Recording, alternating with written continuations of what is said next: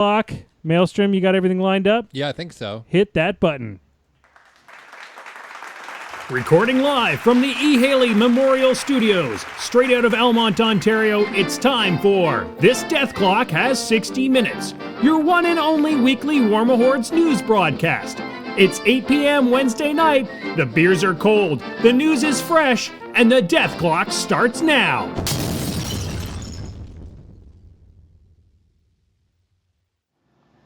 All right, guys, good evening. We're back. We are. The Christmas holidays are over. We took an extra week off. We weren't going to take last week off, but, we did. We did. We did. Because we were freaking tired. We're only supposed to contractually deliver 36 episodes a year, so I think we did all right. Yes. Oh, my God, yeah. We're good. Yeah. Hey, we're good for last year. We can pretty much just not cast for an entire year. Yep. I think we put in over 46 last year. I think so. Yep. All right, I want to introduce everybody here at the table to start with. Let's go over to my left. Your right, the one and only PG Semi-Auto Magic. Hello, everybody. And, of course, my right, your left. The Ringo to my George. We're back. The one and the only. I never get tired of hearing Maelstrom. He likes to play the drums. He likes to play the drums. And tonight's special guest, ladies and gentlemen, we have the one and only John Damaris from Muse on Minis. Welcome, John. Oh, thank you. It's great to be here, so I'm excited. This is cool. John has actually been a huge supporter of the cast for the last 2 years. We met him at SOO 2 years ago, and at the very end of SOO, one of my favorite stories, I'll do it. John got up, walked over to our table where we were doing the live cast, and he just pointed to me and he said, Will, I want to be involved in whatever you're doing. It sounds really cool. You guys are doing a good job casting. And it was like, oh, we've made it. So Senpai noticed you. So it was pretty sweet. And we've been working with John ever since, which has been awesome. And that's what the year, that year was when we moved on to the Muse Network. Yep. Which changed our little home podcast from having, or our little cast, which was originally called Mifton Semi-Auto Magic fuck shit up. Language. Yeah. And our original It was full of it. So that changed our original cast from getting all of 5 viewers a week Hey, we had more than that. to We got all the way up to 15. yeah, we got all the way up to 15, and we had to blow that crap up, and we had to tone down the language. We brought Maelstrom on, and everything went from there. So really, John, thank you for being instrumental in the creation of this, whatever this is. Whatever You guys- this is. You guys were 100% going to make it anyway. Anybody that works as hard as you guys do and puts as much effort into it, like, there's no chance that you wouldn't be as successful as you are today. So, Man, other people must really slack off. I mean, you can play it off if you want, but I know how hard a work it is to do all this stuff, and you guys do more than we do. So, Dude, it's pretty amazing. We appreciate it, and we appreciate all the assistance, and we're super excited that, I mean, you were able to make Muse your life this year, and super excited that that's happened for you.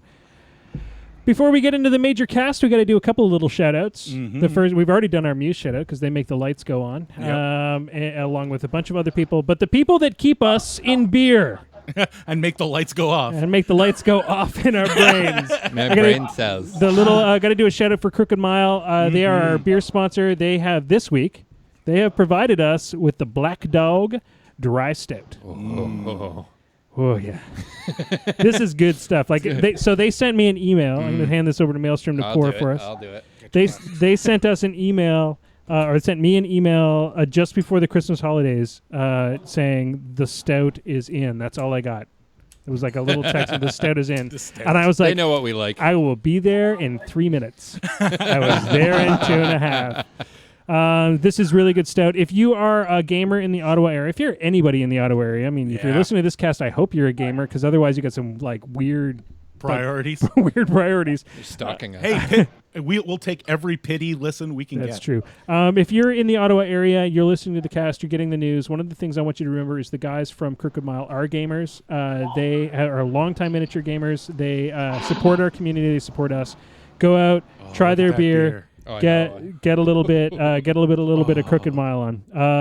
They are in the Almont area, and they are ready to serve.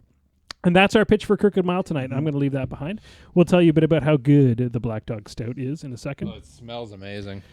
All right, let's talk a bit about some of the news for this week. We finally got a picture of what appears to be some sort of gunslinger for the new faction.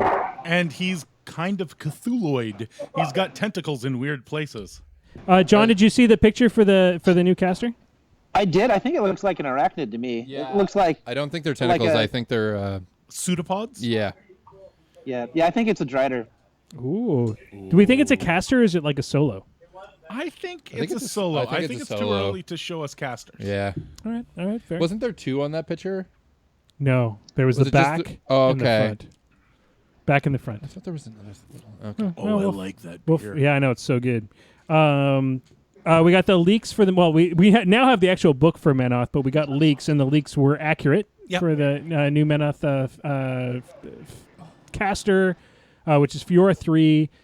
We got 2 tier lists, and was it a jack? And a jack.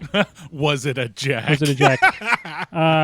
So let's talk about the jack a little bit because I think that's what everybody's kind of going nuts about. The Eye of Truth. I'm going to send out the first person to talk about the new jack to John Damaris. What do you think of the Eye of Truth? I think it's the best jack in Protectorate. I didn't get a chance to study it directly. What makes it the best jack? Well, it's number one, it's got a shield, so it's armor 21, which is always good, added survivability. It is expensive at 20 points, but then it has a couple of really, really good abilities. The first is Ocular Vision, which is a thing that Sevi 2 grants, where you can spend a focus to negate an attack. So if somebody charges you with a heavy, you can take their charge dice away from them, basically.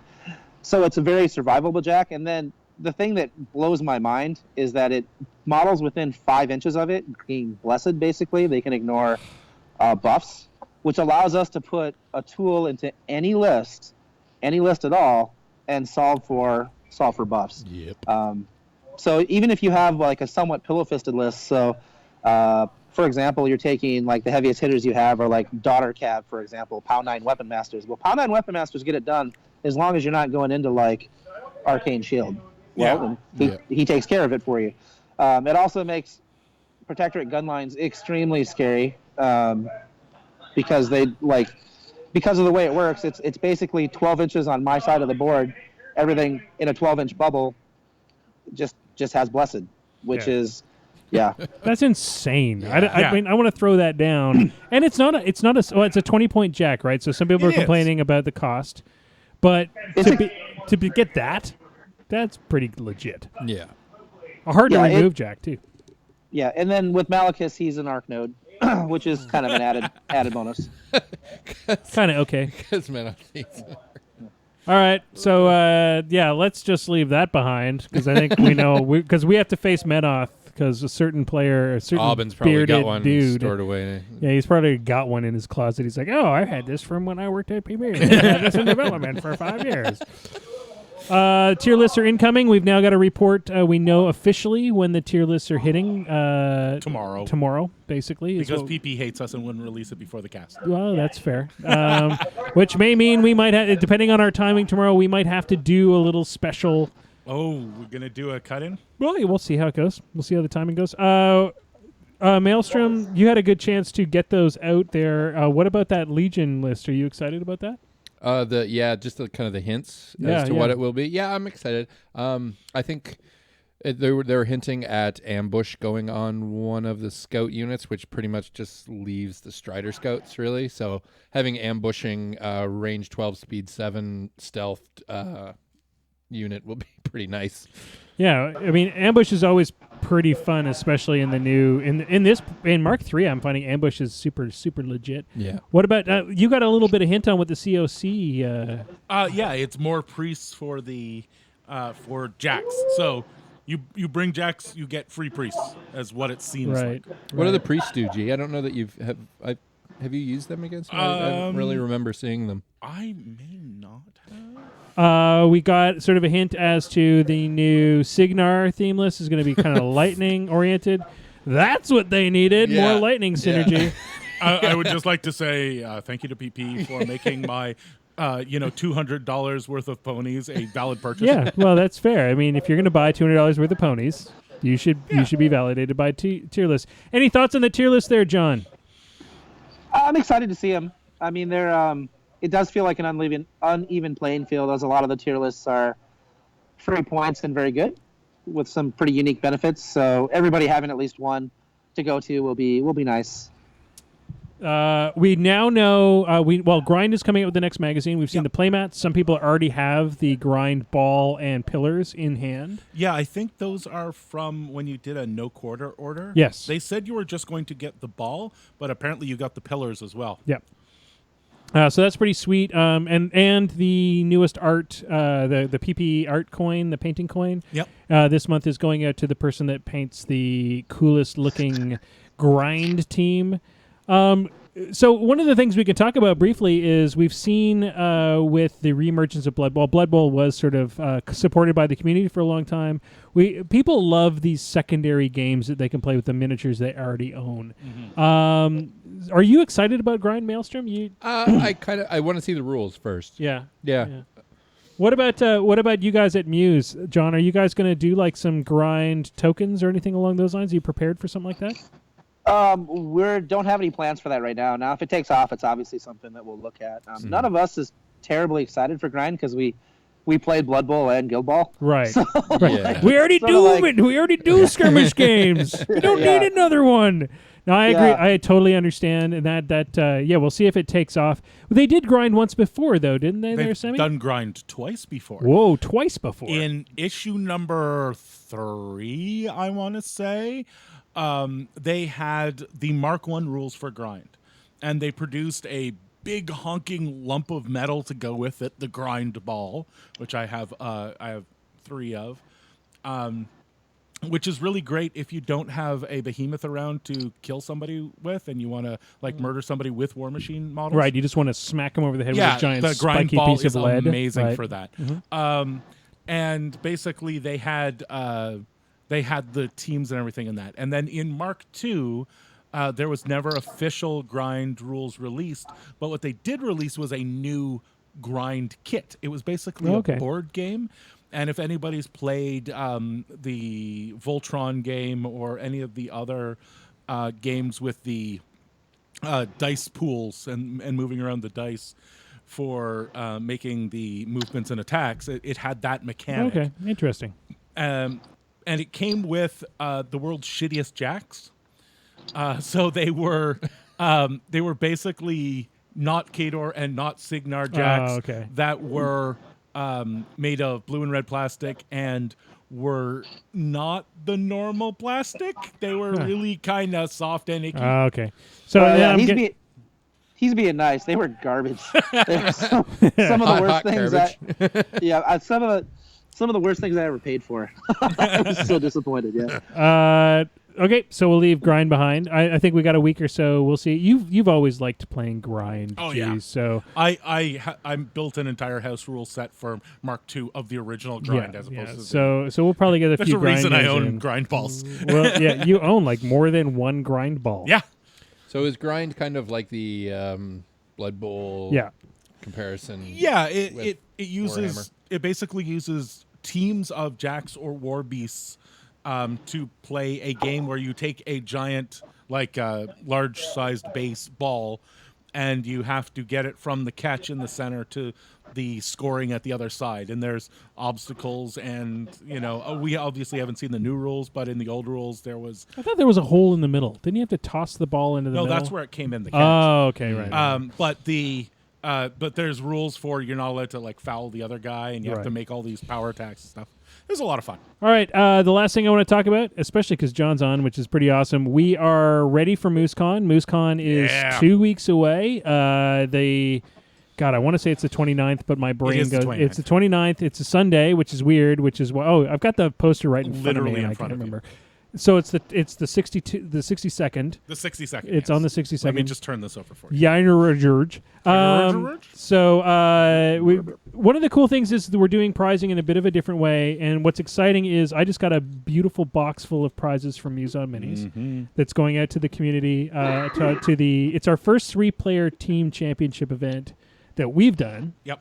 We're trying a bit of a different style. We've got this contest called the King of the Con, which is how you're going to get your prizes. So obviously the guys in the first place, second place, third place for the actual tournament, they're going to get prizes. They're all going to get a nice big trophy or something along those lines. I haven't figured that out yet. I'm still working that out. I got a couple of weeks to work out what the prizes for those guys. But you get points towards your King of the Con prize. King of the Con is basically going to work by all the different events that you participate in during MooseCon and all of the different micro achievements you get during the tournament, during the event. So let's say you take part in what we're calling the James's 15-minute painting challenge. If you win that, if you take part in it, you're going to get a point. If you win it, you're going to get a couple of points, and that's how that's going to work. And the way that we're going to work out who gets prizes first will be King of the Con is going to be the first person that gets to go to the table and choose their prize. Yeah. And the prizes will be relatively equal to a certain degree. There'll be some ones that are a little bit awesome. But the cool part is that everybody that goes to MooseCon is going to walk out with something in their pocket, which is pretty sweet. We have been lucky this year. Because we had to keep it small, we were also able to make it so that everybody who's participating is going to get something. And there's so many fun things to participate in. Yeah. The painting, the trivia contest, the stuff like that. What you want to do is get your stuff cleaned up onto your tray really quick because there's going to be stuff happening in between rounds. Well, and one of the cool things is if you, I did make the rule that everybody needs one painted miniature, and it can literally... There is points for the worst painted miniature. Yeah. So it can be terrible. You could specifically do a terrible job and still get points. Just want to put that out there. So for thicken and dip. Thicken. So I have to paint right out of the GW bottle. Whatever. For about 5 years, it doesn't seal. Whatever you want to do, you could win. All right. So that's it for tonight's news. All right, it's time for us to get a little bit of focus. All right, tonight's focus segment for this evening. Of course, we can't bring John onto the cast and not talk about tokens. We have here in front of us the king of tokens, the man who makes sure that we have little tiny wooden discs for everything in the game. Some of them are pretty in plastic. But we all started out with the wooden ones. Yeah, the wooden ones are awesome. We all started with the wooden ones.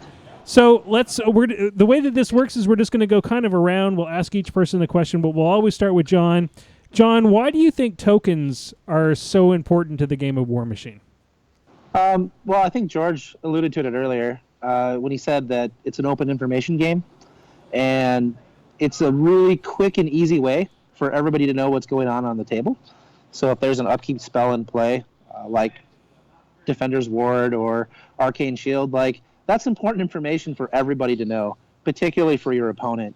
And you might declare that you cast it, put it on something, but if there's no token there, it can kind of bog the game down a little bit. So it just makes it quick and easy, and it helps with the open information part of the game.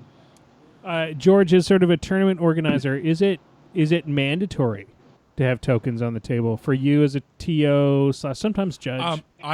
I don't know whether it is actually listed in the rules as mandatory, but I'm going to say yes, it's absolutely mandatory. Even whether you're using the PP ones or I've met people who use small pieces of paper ripped up with things written on them. I've met people who use configurations of glass beads. I've seen just about anything you can imagine. But I think it is absolutely a necessity for this game to be tokening everything. Because, as John said, it's really important information for your opponent to know, but I wouldn't be able to keep track of this game without tokens. I would look down and I'm like, I have no idea how many, what spells are out where. Did I cast that yet? I'll give you a specific example. One of the best ones is guys who got the charge versus guys who didn't get the charge. Or guys who aimed. I can even be the one who did it. And did they? Like I did. If you charge in 9 guys and only 4 of them got the charge, how often do you remember specifically which one of those models got the charge? By the second set of dice I roll, none of them. None of them. Sometimes on purpose. If I could just jump in for a second, sure. George, you did reference, if it's not in the Steamroller document, but in the judge document, there is a reference to tokens. Just for people's information, if there's ever an adjudication where somebody comes over and says, hey, I didn't hear my opponent say that he put Arcane Shield on this particular jack or whatever, and if the judge looks down and there's no token, there's no spell. So tokens, that's how it's spelled out in the judge document. So the judges, when they come over to the table, are actually instructed to look for a token. If there's no token, it didn't happen, basically. Well, that's totally fair, I think. Completely fair. And it's one of the things you always want to token. There are things you wouldn't think to token that you really should token, like when one of your guys dies and that unit gets vengeance. Or something like that, where it's an effect you're going to have to remember for later in the game, and your opponent might need to know as well. It's like, oh, I've killed a guy out of that unit, but I haven't killed a guy out of the other unit yet. So I'll look for the unit that has I've procced vengeance on. I want to throw this over to Maelstrom. Let's talk about new players to the game. Yeah. And I only use you because you're the newest one in our group. Yeah. When you were first starting to play the game, how important were tokens for you to understand what the other player was doing? Oh, very. If there's no token, then I forget because I'm not used to the system anyway. So if I look across the table and he does something, or even vengeance or something like that, like George was saying, and there's no token there, I'm not going to remember that. I'm too busy trying to remember what my own stuff does. Right. We could just pretty much just pull it over the wool over your eyes and say, completely. I totally have super Zibnabot. Best part about playing Convergence, nobody knows what it does. Yeah, exactly. We don't even know what half your spells do. That makes two of us. How do we make tokening and effects as clear as possible to our opponent? So let's throw this around the table. Let's go sort of token etiquette, so to speak, I think is what I'm going to call this little question. John, how do we make it as clear as possible when we put down the tokens? What is sort of the best etiquette? Well, it just depends. If you're using a token that you're writing on, so a lot of people will use the Privateer Press clear plastic tokens. So for, I use this example a lot, but like Arcane Shield, they'll write AS on the token. As long as you tell your opponent, like, AS is Arcane Shield, just make sure you spell it out to them. Even though you think that they should be able to figure it out, there's enough things that overlap that they might make an assumption that isn't true. So so etiquette-wise, it's really good to be clear. And like it is an open information game. Nothing should be hidden. You should not lose a game in War Machine because, surprise, you didn't know something was there. You didn't know admonition was on their caster when you went in for the kill. Like, if that's not marked, that's a pretty unfair advantage where your opponent just, negates your entire turn because you planned around killing their caster and they just walk away because of admonition. So, yeah. Clear information. Clear information is important. George, do you have any tips or tricks for... I find it is really helpful to narrate your game. You want to talk as much as possible while you're playing, because if you specifically say everything as you're doing it, as you're putting down a token, as you're moving a model, whatever, it not only allows you to process it, but allows your opponent to help you catch shit that you've missed. Like, if you go to move a unit that, say, has got a speed debuff on it, the token might be there on your unit, but it's on the leader who's on the other side of the board, and you're moving a guy who has to get back into formation, and you're like, oh, he can easily get back into formation. He has this 10-inch run. And the other guy can say, no, you can only run 8. And so whenever you're putting down tokens, it's really important to just narrate that. Well, we learned that specific rule watching Tim Banky play. One of the things that's really interesting if you've seen Tim Banky play, and I consider him sort of the gentleman of War Machine, one of the best people to play against and to learn how to play the game with. He literally talks his way through everything he's doing. Absolutely. So he'll say things like, I am casting admonition on myself. This is my token. You have seen it? Good. Okay, excellent. Now I'm going to do this. And that made a huge difference in our understanding of what he was trying to do at the time. My thing that I would say is put your tokens in front. I see this. This is one, especially with Colossus. That's what I was going to say. Yeah, put them in front. Yeah, I see this a million times. People put their stack of focus behind their Colossal. Yeah. And then or Fury is another prime example. Yeah. I'll run in, do whatever, and they'll be like, oh, but I had this focus and this focus and this focus. 3 transfers. Again, this goes back to our open information. The information has to actually be open, which means I have to actually be able to see it. So just try to, it's not always possible, but try to put those tokens in a place where I can I'd see like them. to bring up a little thing that I hear from a lot of people, or I see happen, and I want to call this out without calling out a single human, and that is tokens on cards. Don't do it. Right, because it's way back. It is not only a giant pain in the ass for everybody but you. It is also, I believe, illegal because it says the tokens must be close to the model on the board. And it used to be something that I would see a lot. War Room has fixed some of it because you can't just pile all your tokens on your tablet. Look at them all. But it's one of those things that I occasionally I'll play against somebody and I'm like, okay, you can do it, but God, that pisses me off. Sorry, I stole yours, Maelstrom. You totally. I'm sitting here trying to think of another one. Don't worry. If you think of one, just shout it out. I will. Okay, I want to do a quick thing. The guys who are watching the stream live, remember that if you have questions for us or John, shout them out. Shout them out. Even if they're not part of this segment, we'll catch that. That's Maelstrom's. Or if you have an idea you can give me about token etiquette, that would be great. Maelstrom's jam is to make sure that your questions get through. So Will, did you just say if they had a question for Don? You said John, right? I said John. Totally said John. All right. I don't Just making sure. Listen, I tried to get Don. He would not come on the show. He won't give us the time of day. He would not even talk to me. He was like, "Who the hell are you?" That's because he doesn't exist. You He's not scrub. I don't know. He Facebooks a lot for a guy who's not real. I swear to God, he was in that movie. I've seen a battle report with Don Germain. Yeah, I totally Wow. have. Yeah, totally have. I read on Reddit that he's done several of them. Yeah. Let's talk. It wasn't on the 4chan? It was against Absalonia 2, if I remember correctly. Yeah, it was him playing Absalonia 2. Oh, No, right, playing right. No, against. Absalonia 2. Yes. with nothing. Absolutely. I heard he Playing didn't even Benoff. have a caster. No, he didn't need And it. he didn't need it. All right. So let's going back to tokens. The man, the myth, the legend. Sorry, John. Too good. Let's talk about the difference between getting a premium token set and your basic token set. So we all do exactly the same thing. Yeah. Every War Machine player I know has done the exact same thing. Day 1, you go out and buy a bag of glass beads. Yep. Day 2, you go out and buy the privateer press tokens. Yep. Day 3, I mean, this is over the course of 3 years. Yeah. The day that the game becomes better is the day that you go buy your first set of wooden tokens. Day 4 is the day you go buy your first set of acrylic tokens. What is the difference between all the different tokens? And I mean, what makes a premium token a premium token? John, this is probably the toughest question for you to answer, but what's the secret behind a premium token? That is a tough question to answer. I mean, I think the biggest advantage our tokens have is the completeness of them, so that you can mark every effect, and there's never any confusion because, they're all spelled out very clearly.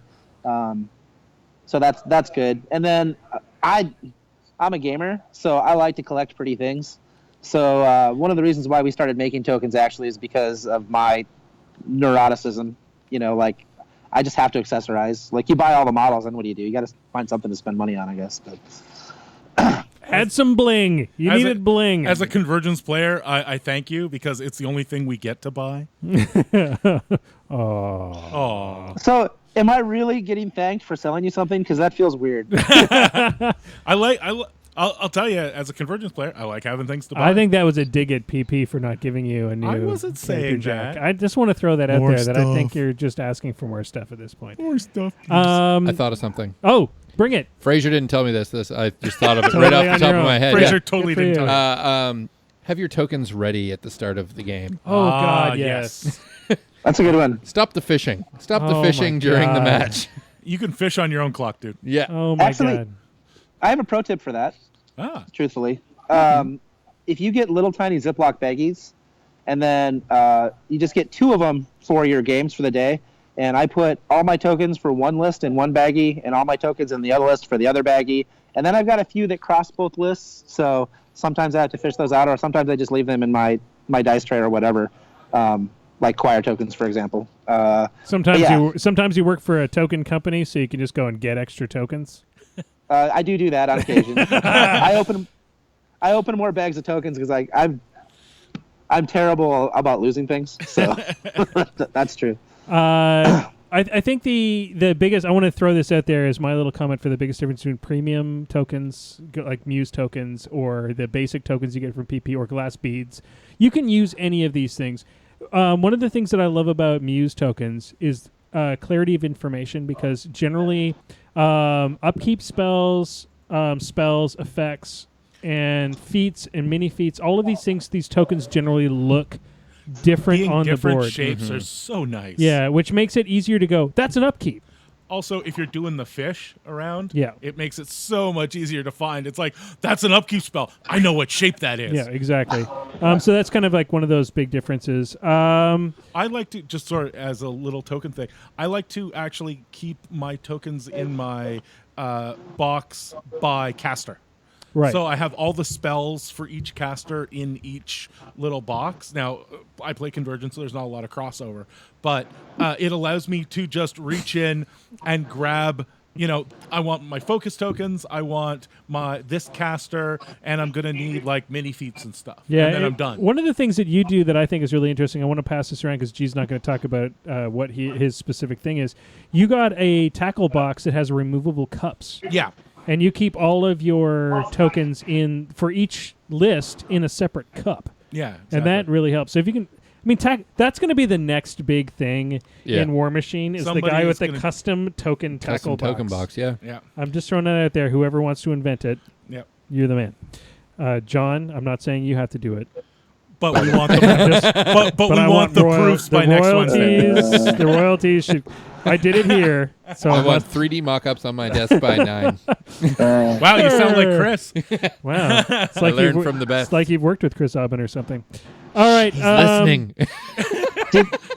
Did you guys know that I've actually worked with Chris Aubin, that he's actually designed several of the token sets? Oh, I may own the Merc set right now, and Chris has been like, as soon as I got it, he was like, "Can I see it? I've never actually seen it," and I did the design. he's lurking on the chat right now. Yeah, he's like, ask him. Tell Chris I said hi. I'm a fan. We are all big fans of the Aubinator, other than when he kicks our asses over and over again. I'm still a fan.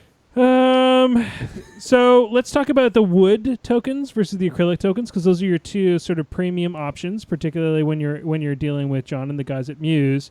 How did you? So what?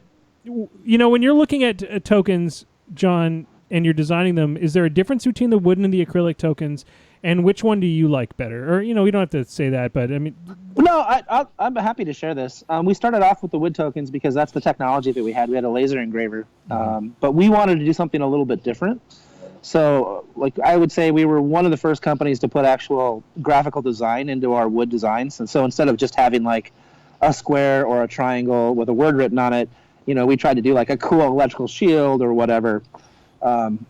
And what's great about the wood tokens is they're very customizable, so you can actually paint them to match your army, which I know a lot of people like to do. Now, me personally, I'm not a very good painter, so I like the full color acrylic tokens because it's easier for me. So, and that's the reason why we started doing the full color acrylic was we just decided to invest in some new technology. I don't think anybody was really doing printed acrylic in the space, and we thought, this is the future. So we jumped on board. All right, let's leave tokens behind. Because we're not going to leave them too far. Well, we're not going to leave them too far because we're going to come right back to tokens. Oh, before I leave them behind, what are your favorites? Do you like the wood or the acrylic tokens? I've played with both for my Convergence, and I like the wood. Yep. For the Scorn, I like the acrylic. I like the smell. Yeah. The woods. Love the acrylics for being able to tell what they've got on, like what I'm doing, but they don't smell as nice. The wood ones, as soon as you open up, your hands smell like tokens for a month. We could just get some wood scented stuff and dump it on the acrylic ones. Yeah, there you go. Like liquid smoke. Yeah, just spray some liquid smoke in there. Exactly. All right, we solved that problem. So I'm a big fan of acrylics now. So let's talk about precision measuring tools and how awesome they are. I want to send this out to John first. Precision on the table. What sort of what are the precision measuring tools you guys have developed, and how did that whole thing come about? And what is the best precision measuring tool at this point? I actually am a really big fan of the measuring sticks, or what we call them the MoveLine Pros. And honestly, we didn't invent those. I saw those at the WTC. I believe the Australian team some guy in Australia had made them for them, and I was like, this is a really good tool. For people that don't know, it's just sticks that are 4, 5, 6, 7, 8, 9, and 10 inches long. And between those sticks, you can make any measurement you need. And then it's exact, because tape measures are a good tool, but it's hard to be exact with a tape measure. So I feel like if you're running on the first turn of the game or whatever, it's important to be precise as you can be, but a tape measure is probably good for that. But once you get into the nitty-gritty of the game and you're talking about charge ranges or gun ranges and you want to get exact, that's when those precision measuring tools really come into play and really make things a lot easier and cleaner. I think those precision measuring tools are pretty much the best thing to happen to War Machine. And like they make determining gun ranges so quick. Yeah. Oh my You god. pick up the 8-inch stick or whatever your range is and just go, in, out, out, out, in. Even easier, threat range. Oh yeah. Like just saying threat range. How far can what's your movement? Okay, so I add 3. Do you have reach? Okay, so I add 2. Bam. And you lay down a stick. Yeah, lay down a stick. Okay, and then I can do every other measurement in the game with the older style widgets, which are the the ones that look like little L's. But yeah, it's game changing, totally. And thank you to that Australian player who friggin' so logical but brilliant. Well, and go ahead, John. I'm sorry. Yeah, the other thing I was going to say too that I do. This is a pro tip is I'll measure like the piece I want to stay out of threat range from. So say like there's I don't know, some big heavy jack that's going to charge something and it has like a 12-inch threat range. I'll put 12 inches of sticks from that jack straight out towards my army and just leave it there as a reference point. And then as I'm moving, I can sort of do the ellipse, around and just keep everything out of threat range if that's what I want to do. Well, and I got, one of the things that I don't think we haven't hailed when we talked about precision measuring is the change in Mark III makes it so that precision measuring is so much more powerful than it used to be. Oh yeah. Let's be honest, the game wouldn't have used the precision measuring sticks as much in Mark II. Yeah. Yeah. Because we didn't need them as much. We couldn't measure nearly as much as we can now. But leaving that stick on the table now, super powerful. Yeah. Game changing. All right, I'm going to send this around to the round table, and then we're going to move. I'm going to send this around to everybody, then we're going to move to the round table. Tokens and precision measuring tools, best practices. If we haven't said something already and you've got some other best practice piece of advice, throw it out there. Guys on the chat, if you've got one, throw it out there. Let's start with John. Do you have any, you just gave us another pro tip. Do you have like a last pro tip for tokens and measuring tools? Keep them with your models. I have a bet. So they don't take very much space. So if you keep them in your bag, then you'll always have them. Like have a spot for them. I have a bad habit of like having to go grab some off the wall because I don't know where they're at. So you don't work at a company that makes measuring tools. You can't do that. So keep them close. Honestly, I will add an addendum. I literally go through one full set of measuring tools a year right now. Oh yeah. Mainly because I give them away to new players. I hope. Well, but also certain things like large proxy bases just magically disappear. I don't know where they go. I assume somebody in the meta is eating them. They're with my left socks. Yeah. All right. Pro tip there, George, for measuring tools. So speaking of proxy bases, buy way more than you think you need. Yeah. You want to have, I would say, a stack of large proxy bases, maybe 5 to 7 mediums. I'm going to say at least 10. Smalls, it actually turns out you need less tiny bases. Oh, it's always large and mediums. Large mainly. But even small bases, especially for casters, I like to have at least 3 or 4 of those. And you'll think that, I'll only ever need the 2. No, get some more because they are so useful. All right, Maelstrom, pro tip. Use them. That's it. Wow. That's what you got. That was pretty Oh, sorry. I was trying to. That's super legit. I'm doing I chat don't know. That stuff. was fucking I legit, wasn't yo. paying attention. Like, I'm hail to the king. Well, You're welcome. To a certain extent, it may be dumb, but he's not wrong. No, he's not wrong. Use the damn sticks. That's pretty much my life story. That totally annihilated. I had a pro tip. I had been planning on saying it for the last 3 minutes, and it's gone. See, that's your problem. Because use 'em was that much better. Canadian politeness got you in the butt. Totally. Use 'em was that much better. So you stymied me, Maelstrom. You've been maelstrom. I've been maelstromed. I guess. Like his freaking driveway. Yeah, like his driveway that nearly. Well, you're gonna have to help us push the car out. Yeah, that's after fine. the cast, so, What was your pro tip? Your pro tip was Lots of large bases. lots of large bases. proxies. Yeah, I won't remember. Right now. on It'll stuff. it'll come back to my brain in 10 minutes. I've got hosting to do. All right, guys, it's time for the roundtable. We are going to muse on Muse. This is this is your chance to guys that are watching the stream live, or if you want to comment after on our Facebook page or in our YouTube chat. If you have any questions for John, now's your time to ask them. We'll try our best to get any questions after the fact to John to answer. But let's talk a bit about how you got to live the dream, John, because you're living the dream this year. Is it a dream? Yeah, it is a dream. Yeah. Nightmare, dream. No, it's definitely a dream. Like, I can't imagine. The journey has been really interesting because I would never have guessed that I'd be where I am today, which is just a very fortunate position to be in, which is I get to come make toys every day and things that I love and invest in games that I love, and it just doesn't get any better than that. So it's been very fortunate. I remembered. Oh, you remember? I have to say it because now I remembered it. Save those glass beads you bought because they're super useful just to keep. I always keep a box, the little box of glass beads, because the amount of times you just need to mark something random, like aim, and you just don't want to dig for your aim tokens or whatever. You just like need or tough or whatever. Knockdown, perfect. I mean, we've got tokens for all of those, but sometimes they're in another box somewhere. And if you're running low on clock time, yeah, scrap. Anyway, that was it. Sorry, John. I didn't mean to No, it's actually a fantastic tip. So, so how did you get started doing all of this? Like, we now know the end part. Quit your job, live the life. Right. But where does this journey start? Well, like, how much of the story do you want? Do you want, like, the lifetime story? Oh, bring it. We got want time. Okay. There's like dreamy music playing in the background right now that you can't hear. Go. Right.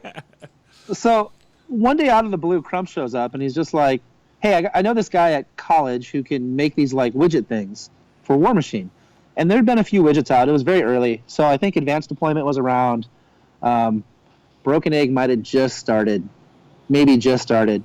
And he was like, they've got a laser at college, and they can, like, make these widgets. And I'm like, well, that's pretty cool. So we talked to Alex Grant, who's a good friend of mine.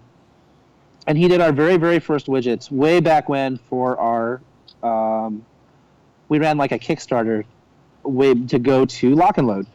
And we did those. And I was like, oh, that's actually pretty cool. But, there was, like, no thoughts of a business or anything because we're obviously running them at a school on a school laser. So there's no way to monetize that in any way, so I hadn't even considered it. But then I was talking to Alex, and he's like, oh, I think you can buy, like, a Chinese laser for a couple $1,000. And I'm like, really? I can, like, make my own widgets for a couple $1,000? That's cool. I should do that. So I started doing research on lasers. Quickly figured out that buying a Chinese laser for a couple $1,000 was probably not a great way to go if you wanted to sell it to other people because there's no way to support that laser. So if it breaks, you're kind of SOL, you become like you're the support. I remember I called a guy who imported lasers from China, and I said, okay, so if I buy this laser from you, and this was like a, I don't know, $4,000 to $10,000 laser, I don't remember how much it was, and I said, what do you do if it breaks? He says, first 90 days we replace for free. I said, okay, that's great. What happens if it breaks after 90 days? He says, first 90 days we replace for free. I was like, this is probably not a good plan. So then I started doing tons and tons of research on lasers, and I'm like, well, if I was going to, want this to be a business, like, what kind of laser would I buy? And then there's really, like, 3 big players that are sort of more commercial. It's Epilog, Trotec, and Universal. And we ended up going with Trotec, which is not an Austrian company. But the only reason why we even got into the business was my house burnt down, which was actually not that bad. A lot of people are like, oh, God, that's terrible, your house burnt down. But really because nobody got hurt, it was replace all your old stuff with new stuff and don't replace anything you don't want to replace. And go through a little bit of hassle. Like I had to fill out a lot of paperwork. We were displaced for a while. We lived at a hotel for a month. We rented a house for a while.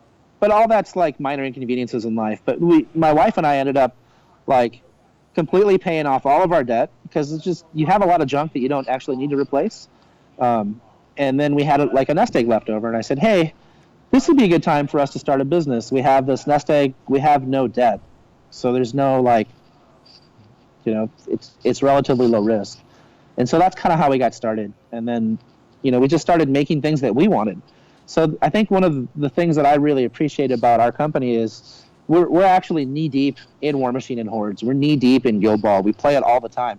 So when we develop things, it's things that we actually like. I really want this, or I really need this. Well, need's probably a strong word, but I really want this is a better way to think about it. And then that's sort of like how all the products were sort of born. Like like the neoprene terrain and zones was something that, I was like, we need a better way to do zones. So we made neoprene zones. And then after playing with the neoprene steamroller zones, I was like, well, these are really like not disruptive, while I'm playing. It'd be nice if a hill was just made out of this, or a forest. And so we made 2D terrain. And so we're always, just trying to invent better ways to do things. We invented dials because I was tired of picking up my own dice, because I would set a dice next to a model that'd taken damage. Then I would pick it up and roll it, and then I'd have to embarrass him. I'd have to look at my opponent and say, "Do you remember how much damage was on this guy?"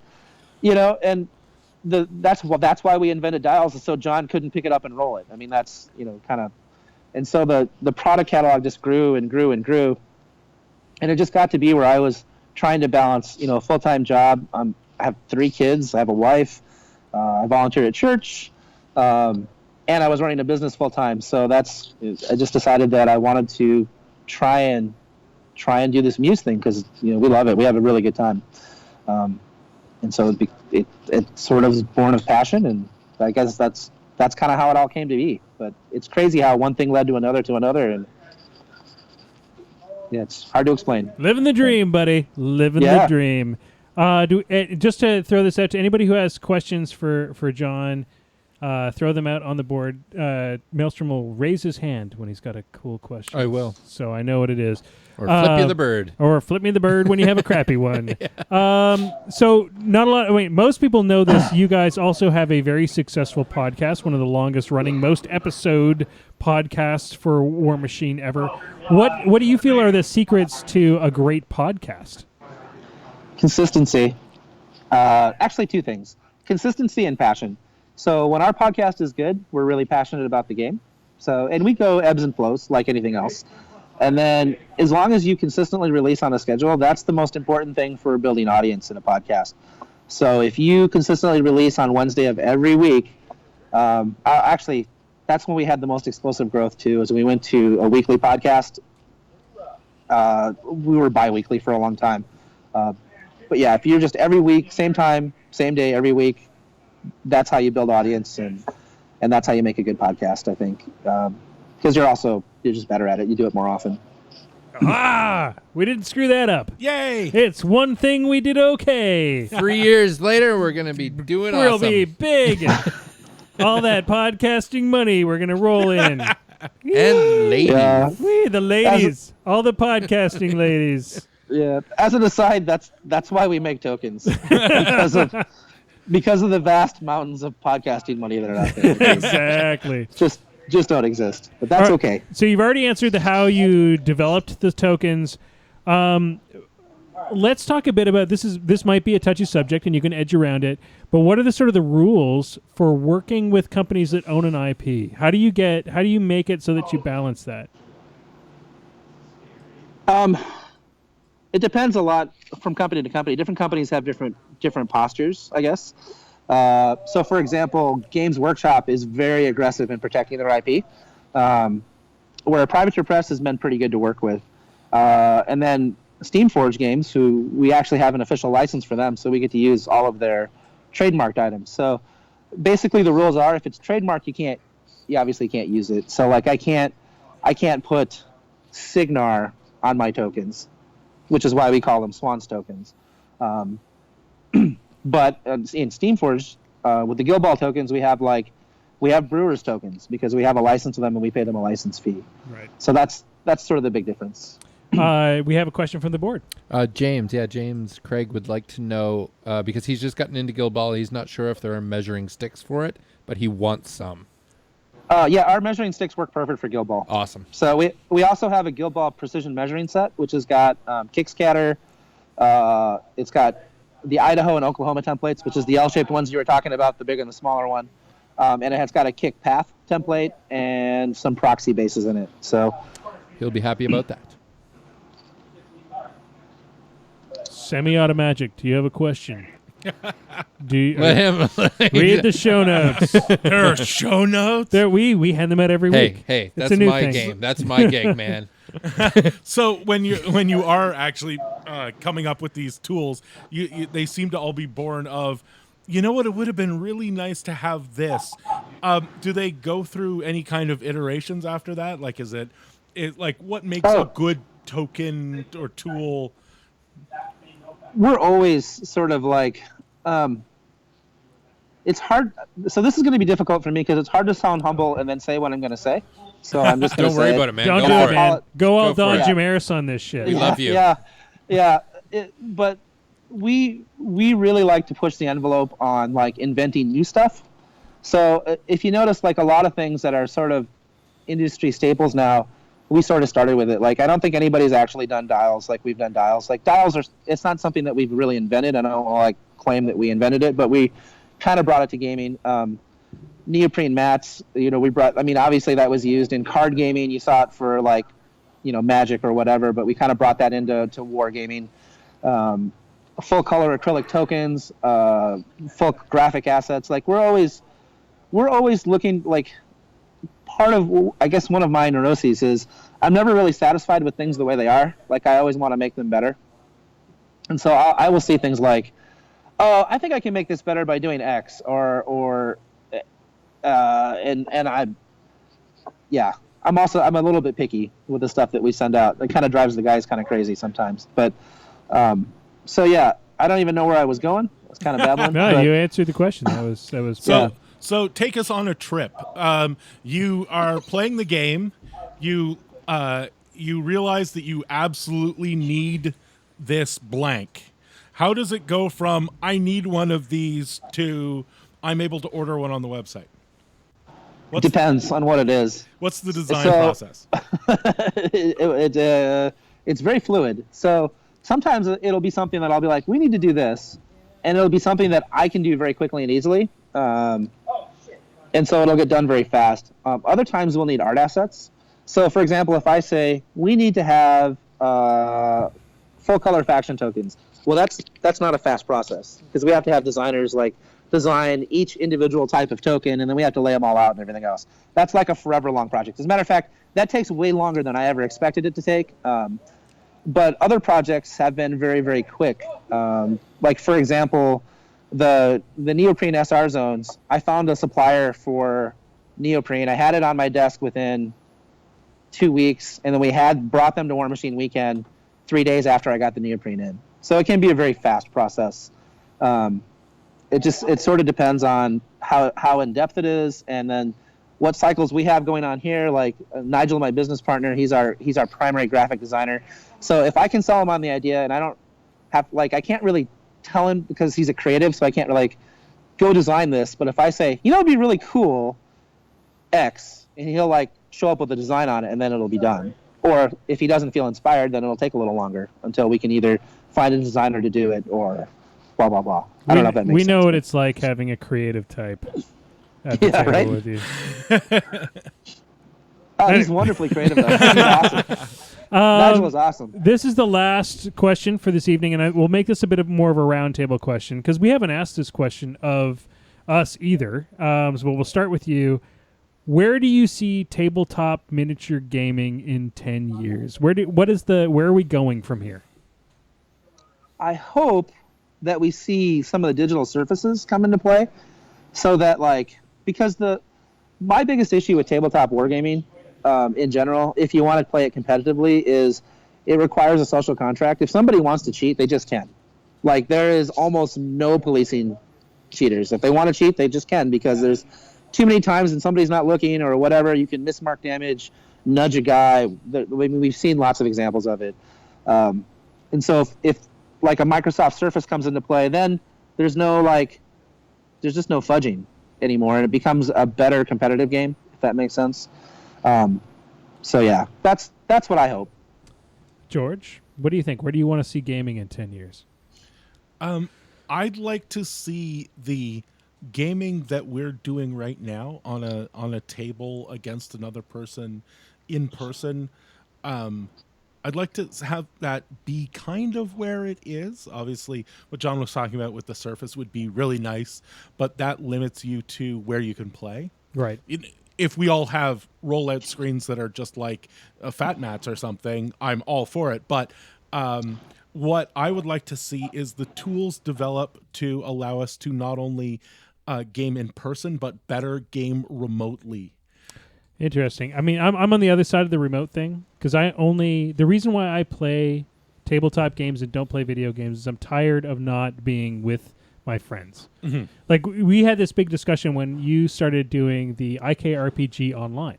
Yeah. That I don't want to play an RPG at home in my basement on my home computer. I spend my whole day in my basement on my home computer. I don't want to do that to have fun. I think I go the same direction as you guys. What I'd like to see, though, is the lore get better and more interesting. I think War Machine did a good job up to a point. I think that Warhammer did a good job up to a point. But I want to see more attention to the things that keep me playing certain casters, if that makes sense. And I think that goes in and out. Last but not least, Maelstrom, where do you want to see gaming in 10 years? I'd be pretty happy if it just pretty much stayed where it is. I'm pretty happy with the way things are. You want to be able to play drunker.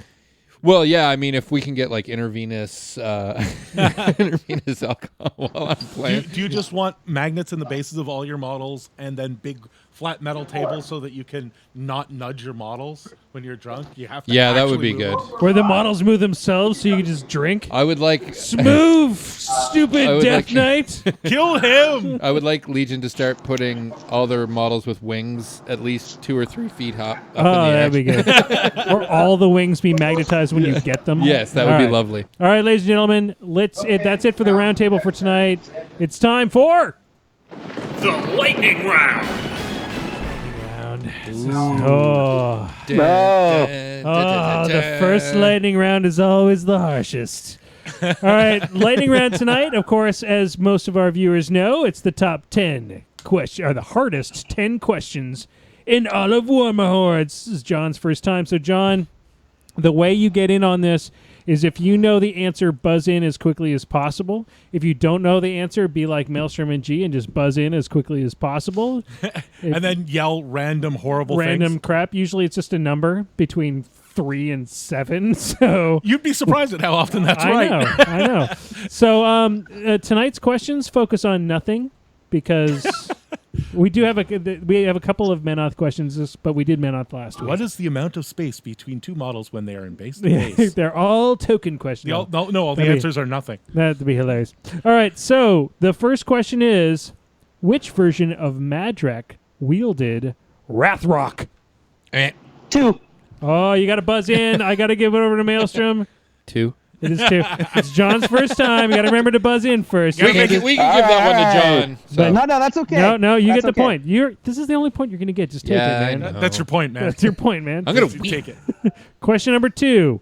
What character Warjack can be used in the Creator's Might theme force? But John.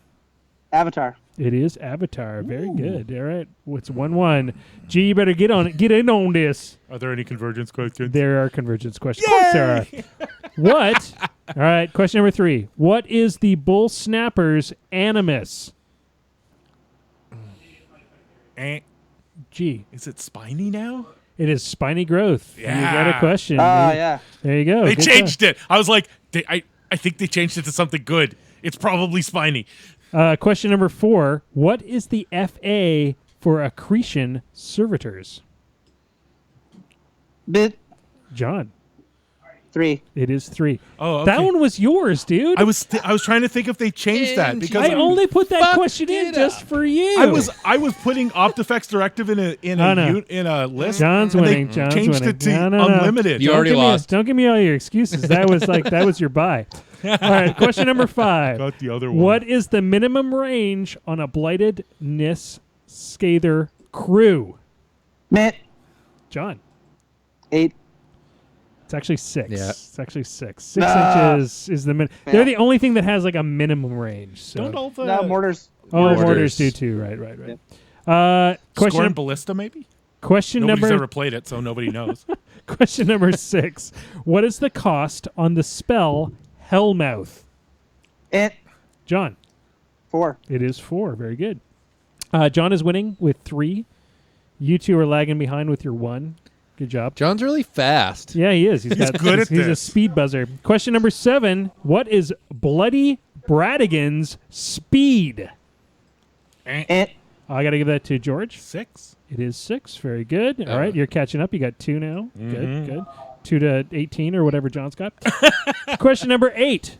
Ragman's death field works within what range? John. 3 inches. It is 3 inches. Very good. The ability Future Sight grants what? George. The ability to boost after the fact. That's exactly right. Ooh, he's catching up. You got 12 to John's 95. Question number 10. This is the Minty Fresh question of the week. In what year was Dartan Vilmore born? The Paladin of the Wall guy? Yes. What year was he born? It's meant to be impossible, so guess some random number. I'm going to say like 570 something. 580 something. He's reading the goddamn thing, but no, it's 576. I'm going to give you 3 Holy points crap! for that. I'm going to call it a tie between John and George tonight because you were close enough on the Minty Fresh question. That's pretty good. It's minty. It's always 5 something. It's always 5 something, 570 something. All right, ladies and gentlemen. And he's still alive, so that's true. easy. Yeah, well, there you go. So, ladies and gentlemen, we're wrapping it up for the evening. That was really fun, guys. That was awesome. It was good. I want to first we got to thank John for coming out Thank you, John, and for supporting the cast for as long as he has, even though we just keep on drinking. Yep. I'm a fan of you guys. And then just really quick before I go, I'd like to cordially invite all of you and then all of your listeners to MomCon, which will be May 26th through 28th. I think it's the 26th. It's the last weekend in May. Last weekend in May. Friday. Yeah. It's over Memorial Day weekend in the States. So we May 2-4. We tried to attend last year. That was like in our plans to attend last year. And hopefully I don't have as many job things that stop me from attending good cons next year. But so some of the things we got to shout out about before we go tonight. We've already talked a bit about Crooked Mile. Go check them out. Yep. I just went to Wizard's Tower and loaded up. What did you get now? All the dwarves, bitches. Jesus Ostrom is awesome. Okay, let's see if he's really serious. Did you get a siege crawler? They've got 3 there. But did you get one? So do they now have 2? Yes. I got all the dwarves. Oh, no. All of them. It's my Christmas bonus. That's what I spent it on, was dwarves. Now, the only problem is I still have like 80 pirates to paint, and now I have 80 dwarves to paint, so you're not going to see it for like 7 months. But Wizard's Tower, they're the other people that keep the lights on here. If you are looking for Magic the Gathering stuff, if you're looking for PP stuff, go board games. They have an amazing stuff. board game selection. And of course, that's where we're going to be running MooseCon this year. So go check them out. They are online and they do deliver for free, I believe, through all of Canada. So check them out. They're super, super awesome. Other than MooseCon, what events do we have coming up in the Ottawa area? The weekend before MooseCon, we have a tournament at FDB, and then the next month, February, we have 2 tournaments. We have a 2-headed giant at Out of the Box, and I believe, is that our World Ender? No, I think World Ender's. We're getting close to that. We're getting close to that. There's another. Oh, it's Kessel Run. There's a Streamroller at Kessel Run, and there's a 2-headed Pharaoh at Out of the Box. Maelstrom, what do we got cool at the store right now? We've got our own Moose Machine Stoa where we have some cool things. What do you got? Same old stuff. There's some Moose Machine shirts, and there's a shirt with George's face on it for some fucking reason. We don't know why George's face is on one of them. Because it was requested by a fan, and they were bought by a fan. He bought it himself. I didn't. Buy It was him. You There's- bought your own T-shirt with your own face on it. No, but I have been thinking about pranking someone by sending them a T-shirt with That's my fair. face on it.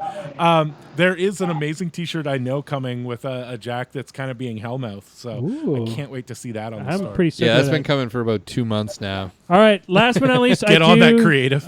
We are 4 minutes past the death clock, ladies and gentlemen. Before we go tonight, I do want to officially announce that we are about 2 weeks away from having Dallas Kemp from Privateer Press on the cast, which is pretty Yeah, sweet. that's going to be awesome. If you are a hobby fan, if you're a Privateer Press fan, that is worth tuning into. Last chance to thank John.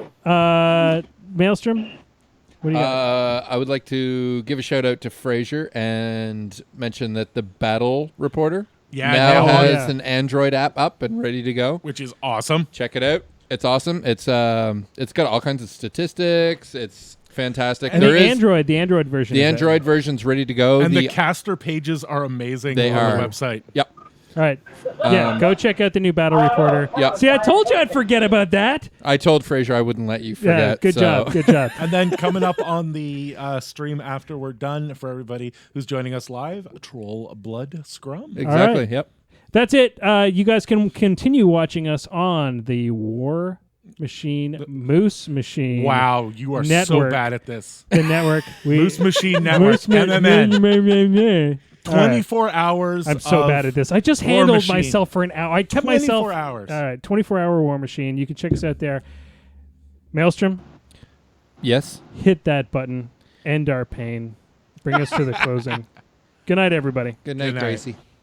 Good night. Dice down! Moose Machine and This Death Clock Has 60 Minutes is a proud part of the Muse on Minis network. Podcasts go online every Thursday morning. You can watch the show live every Wednesday night at 8 p.m. Eastern on Twitch and keep in touch with us on our Facebook page. Just Google Moose Machine. If you can't find us, you're doing the internet wrong.